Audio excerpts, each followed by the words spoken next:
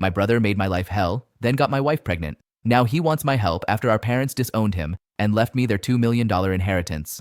My younger brother, Liam, has always carried a deep-seated resentment toward me. If you think it came from jealousy, you'd be wrong. He was the favored child, not me. There was no reason for him to be envious. To give you some context, our mother constantly indulged Liam. He was the golden child of our family. She cooked his meals, did his laundry, and even asked me to help him with his schoolwork. I was expected to assist him simply because we were family, but I never received the same consideration in return. I accepted it. I was pretty independent. Maybe it was partly my fault for always meeting his needs without expecting anything in return. Liam never helped me when I needed it, and only approached me when he wanted something. While I was a quiet, introverted kid who enjoyed studying and keeping to myself, he was loud and rough, a lot like our dad.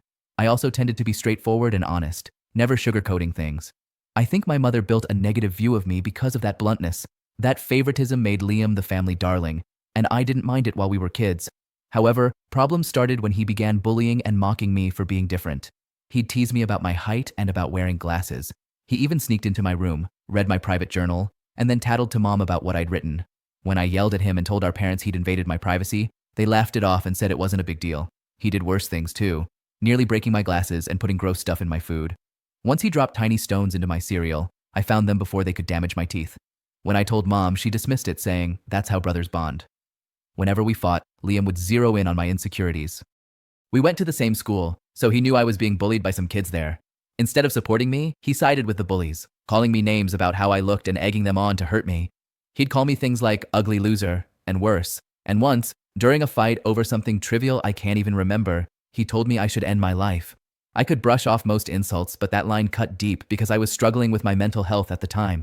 I'm doing better now, but it was devastating to hear my own brother say something like that. If you're watching and feeling like that, please reach out to someone you trust or to local support. You don't have to go through it alone. Dad was often at work and Mom didn't seem to care much. She even scolded me once, claiming it was my fault for annoying him. Things progressively got worse in high school. There was a shocking incident when Liam tried to set my hair on fire, and unbelievably, our mother defended him, insisting he was just playing. Seriously, who behaves like that?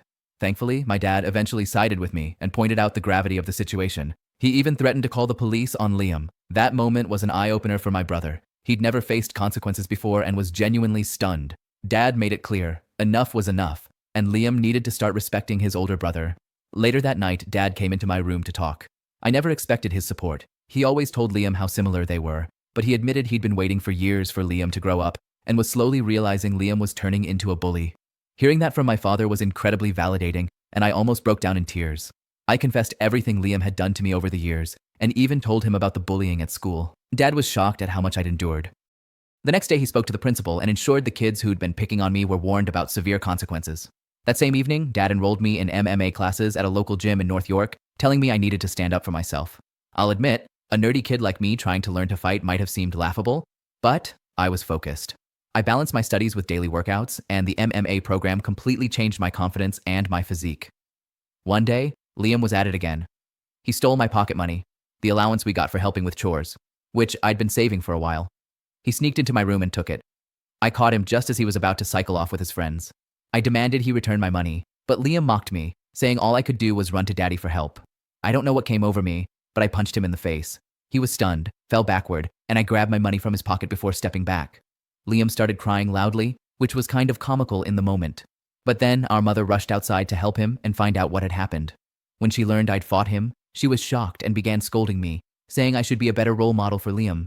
Of course, Liam seemed to enjoy seeing me scolded. My mother also complained to my dad about my behavior, saying I needed to be controlled. Dad grimly asked both of us to explain ourselves. I told him that Liam had stolen the money I had worked hard to save, while Liam tried to justify it by saying he needed it for a date, and that, as his brother, I should have helped him out. However, Dad told Liam he was lucky I had only punched him. Anyone else might have called the police.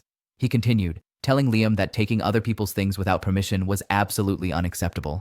Liam didn't like that and threw a tantrum, likely hoping Mom would take his side, but Dad stayed firm. When Liam realized he wasn't going to be rewarded for playing the victim, he screamed how much he hated me and stormed back to his room, slamming the door. After that incident, Liam began to distance himself from me. He had finally understood that he couldn't bully me anymore. Even Dad had stopped tolerating his antics. For the first time in a long while, I felt like we were on equal footing. Though he could no longer harm me physically, he resorted to verbal insults whenever our parents weren't around. As we got older, his behavior worsened. angrier, more short-tempered, and full of resentment. When I tried to talk to him, he would ignore me or walk away, muttering insults like nerd or loser under his breath. If he needed to communicate something, he would do it through mom instead of talking to me directly. When I asked her why Liam couldn't just speak to me himself, she would sigh and tell me to be more understanding. I couldn't tell if it was teenage attitude or genuine hatred. Over time, dealing with his constant negativity became unbearable. I longed to move out and finally get away from him.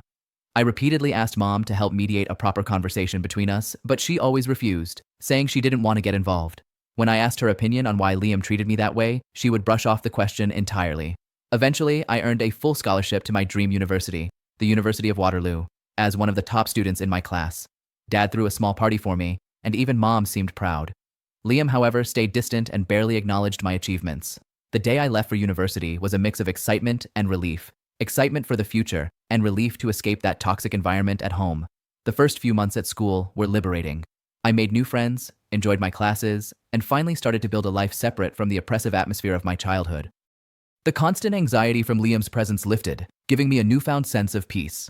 During my second year, I met my future wife, Sophia Reed, at a campus party through a mutual friend. We clicked instantly. She was confident, kind, and made me feel at ease in a way few people ever had. Coming from a fairly conservative family, Sophia had strong beliefs about marriage and family, and when she found out she was pregnant during our final year, we decided to get married right after graduation. Our wedding was small but joyful. Both sets of parents attended, and for the first time in a long while, life felt right. At that moment, I truly believed Sophia was the love of my life. I'd always envisioned a monogamous marriage, one woman to build a home and a life with. Even though other women had shown interest over the years, I never entertained it. I was content. Sophia was everything I wanted, and I never wanted to hurt her. However, that peace didn't last. Years later, I uncovered 2 incidents of infidelity in our marriage. The first was an intermittent affair with one of her married co-workers at the marketing agency where she worked. It lasted several years. The second was a brief fling with an ex-boyfriend during a visit to her hometown. Some might call me naive, and looking back, I can't completely disagree. Each time, we separated briefly, and each time I chose to forgive. I didn't want to raise our child in a broken home. I truly believed we could overcome it. The affair with her coworker happened when we were younger, and I told myself it was a product of immaturity and poor judgment. For a while, things seemed better, even though I never fully regained my trust in her. Still, I did my best to move forward. If I had chosen to forgive, I wanted to do it wholeheartedly. It's been 4 years since that second betrayal, and I'd felt confident I'd made the right choice in giving her another chance. Sophia seemed to have changed, and we were genuinely happy, planning our future together and focusing on our little family. But 3 months ago, my world shattered again. Sophia sat me down and confessed she had been having a long-term affair, and then added that our son might not be mine. Her words hit me like a ton of bricks. Shock, betrayal, disbelief, all at once. I struggled to even process what she was saying. In a daze, I managed to ask why she had kept such a massive secret and how she could do something so devastating. Her reaction was cold and detached, as if she'd emotionally checked out. Her vague, hollow answers left me with more questions than clarity. It was a surreal and deeply painful moment, facing the complete collapse of trust and the terrifying uncertainty about my own family. I kept pressing Sophia for the truth because I felt I deserved to know who the father of the child I had been raising since birth really was. Eventually, she admitted it. It was Liam. My eyes widened in disbelief. I asked her what she meant, and she explained that she and Liam had become close when I first introduced her to my family. She had stayed with us in Toronto from late November through New Year's. Liam, who was usually cold and distant toward me, had been unusually warm and polite to her, which at the time made me happy. I wanted Sophia to feel welcome by my family. Sophia wanted to be accepted, so she spent a lot of time with my mom whenever she could. She noticed the rift between Liam and me and often asked about it. I eventually opened up and explained that we might never repair our relationship because of his unresolved resentment. Sophia seemed to understand, but she began including Liam in our outings, hoping it would bring us closer. Whenever we planned to watch a movie, she would invite Liam and let him pick what to watch. During that time, Liam and I exchanged a few civil words, which was an improvement compared to his usual silent treatment. I remember Sophia and Liam hanging out, laughing, and playing video games together, but I never thought much of it. Sophia told me that one day, Liam opened up to her about his breakup, and she felt sorry for him. Feeling vulnerable, he leaned on her for support, and she said he started harmlessly flirting when I wasn't around, but that it eventually got out of control. The image of my wife and my brother being together made me physically sick. Sophia confessed that she'd felt guilty afterward and ended things, which lined up with her sudden decision to leave early during that holiday instead of staying with me. At the time, I thought she just wanted space. When we met again back at college, she acted cheerful, as if nothing had happened. 2 weeks later, she found out she was pregnant. Sophia admitted she didn't know if the baby was mine or Liam's. With no way to know for sure, she chose to stay with me because she knew I was the more reliable brother. That, she said, was why we got married. My world came crashing down. The son I loved so much might not even be mine. I asked Sophia if she had been seeing Liam recently, and after a long pause, she nodded. She revealed that they had never truly cut contact. They had stayed in touch because, in her words, their chemistry was undeniable. They would meet at hotels, pretending she was working late or traveling for business. Half of her work trips, she admitted, were actually romantic getaways with him. I asked her why she married me if she wanted my brother, and she said she didn't want to be the one to end the marriage. She told me she saw me as a good father and a stable husband, and that she didn't know how to stop the affair once it began. I made a mistake, she said quietly, and I didn't know how to undo it. I told Sophia I appreciated her honesty, but I was done. I calmly began packing my clothes while she cried and begged for forgiveness. She seemed to expect me to scream or break down, but I didn't. I just told her I needed to leave. Sophia pleaded with me to stay, saying that if I loved her, I should fight for her and that mistakes happen in every marriage. When she saw I wasn't giving in, she switched tactics, saying that our son would suffer from a broken home and that I was abandoning my family. I reminded her that I might not even be the father, which made her cry harder and accuse me of being cruel. It seemed like she truly believed nothing could make me walk away. Maybe that was my fault. I'd always been forgiving, always let things slide for the sake of peace. But this was different. I loved her once, but it had become clear that my love was built on the illusion that we were a family. Sophia kept insisting it wasn't too late to fix things, but I couldn't believe her anymore. Trust was gone. Even if I forgave, I could never forget that she'd betrayed me with my own brother. I've always believed in forgiveness. People make mistakes, and none of us are perfect. But this was beyond repair. I left her crying on the doorstep and checked into a hotel. The next morning, I drove straight to my parents' house and told them everything, that Sophia had been involved with Liam for years. The shock on their faces was undeniable. True to form, Mom's first instinct was to defend him. She insisted that her boy could never do such a thing to his own brother. Determined to prove it, I asked my parents to stay silent and let me call Liam in front of them. I wanted to catch him off guard, to make him think it was just the two of us talking. When Liam answered, I confronted him about the affair. At first, he denied everything, refusing to take any responsibility. But when I told him that Sophia had confessed, he started shifting the blame onto her, calling her names and saying it wasn't his fault if women were drawn to him. I told him firmly that I would expose him to everyone. He laughed and said no one would believe me because he was still the golden child. That arrogance sealed it. I thanked him for confirming the truth, knowing full well my parents had heard every word. Suddenly, he went quiet. Then he started stuttering, trying to explain himself, scrambling to save face. My mother, still in shock, demanded an explanation.